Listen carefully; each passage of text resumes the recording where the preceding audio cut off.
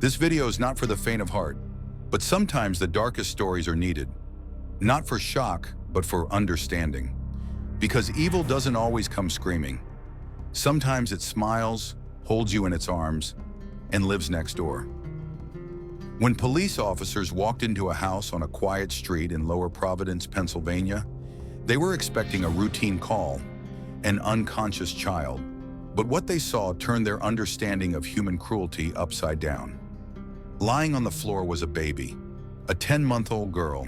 Her skin was cold, she wasn't breathing, and her face had marks that no accident leaves.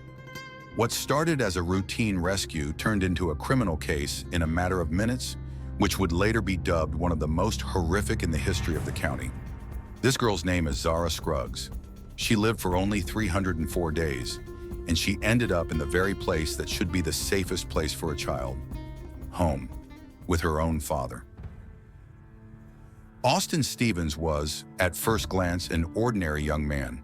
He lived in a small suburb, coached school children in wrestling, was active on social media, and posted photos with his daughter. Those around him spoke of him as a charismatic and confident man. He seemed like a loving father. Seemed is the key word, because behind the facade of a sports coach hid a man whose personality was slowly but surely being destroyed from within. There had been no harmony in the relationship with Zara's mother for a long time. Constant conflicts, alienation, lack of emotional maturity. The weekend spent with his daughter could have become a chance for recovery, but it became a countdown. That evening, the girl's mother entrusted her to her biological father, and she never saw her alive again. October 3rd, 2020, evening. Austin is left alone with his daughter. None of the neighbors heard crying, screaming, or alarm. The house from the outside looked the same as always, but inside a tragedy was unfolding that was never explained. Later, when police analyzed the data from his phone, they would see a timeline that would leave everyone horrified. Instead of immediately calling an ambulance, Austin spent almost an hour typing in search queries. What to do if a child is not breathing? How to tell if a baby is dead? How long can a 10-month-old be unconscious? He wasn't fighting for his daughter's life. He was fighting his panic with Google. And only when it became clear that he couldn't cope did he call 911. He greeted the ambulance with outward calm, but the doctors already realized that the situation did not look like an accident. Too many inconsistencies, too much indifference. The forensic experts described what they saw in reports that are hard to read without shuddering. The girl had severe head injuries, hemorrhages, and damage to internal organs.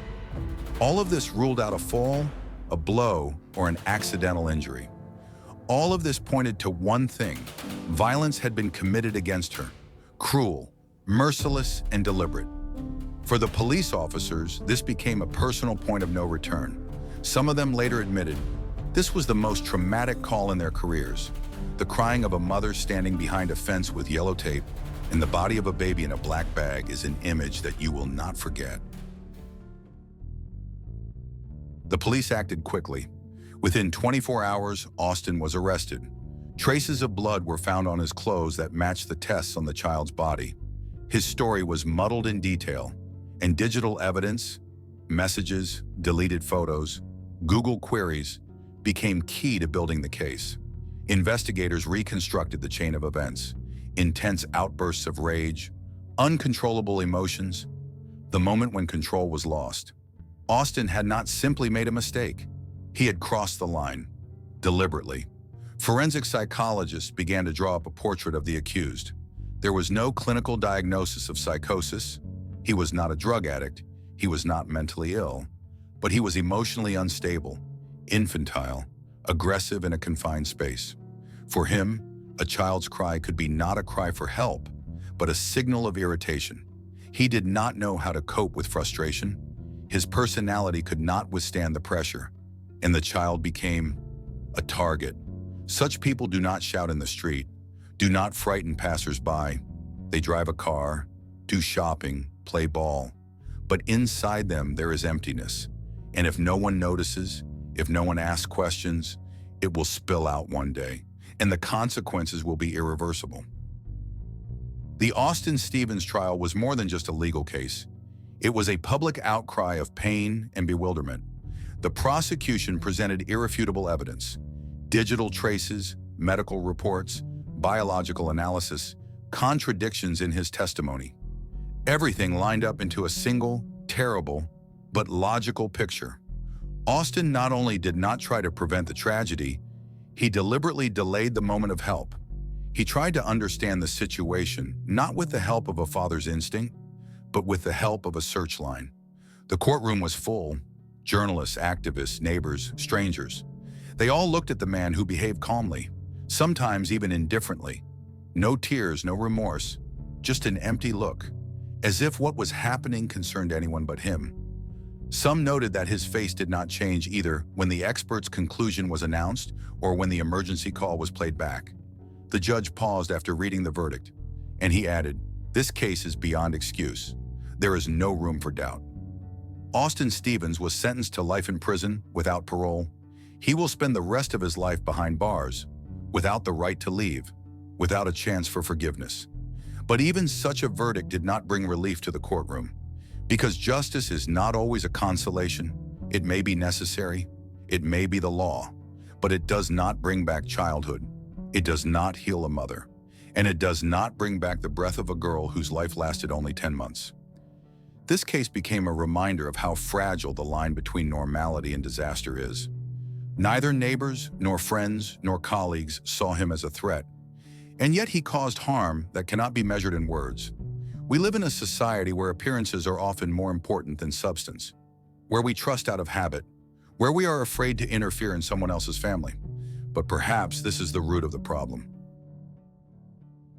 Zara Skruggs never grew up, never had her first word, never took her first step, never had her first day of school, never had a favorite toy to carry with her through the years. She lived for only 10 months, and those months ended not by illness, not by a tragic accident, but by the hands of the man who was supposed to protect her. Austin Stevens looked like a normal dad. He posted photos, he smiled. But behind that facade lurked a danger that no one dared to see, or wanted to see. We often say, "You never know." But the truth is, the only things you never know are the things we refuse to see. Maybe someone heard him scream. Maybe someone felt the cold in his gaze. Maybe someone close to him knew he was unstable, but no one stepped in. This story isn't about one monster, it's about us, a society too afraid to be inconvenient, too afraid to ask if everything is okay. And too late, he realizes that he should have intervened. We won't bring Zara back, but we can stop the next tragedy. Sometimes it's enough to be attentive, to listen when they're silent, to look when no one wants to see, to ask even if it's awkward. Because sometimes a life saved is simply someone's concern. Silence is not neutral, it can be deadly. It was a story no one wanted to hear, but it is precisely these stories that should be heard loudly. Because silence is more dangerous than the truth. It was case number 99, the story of a little girl and too much adult indifference. Subscribe so you don't miss the next episodes, because behind every case there is more than just a crime. Behind every case there is a reminder.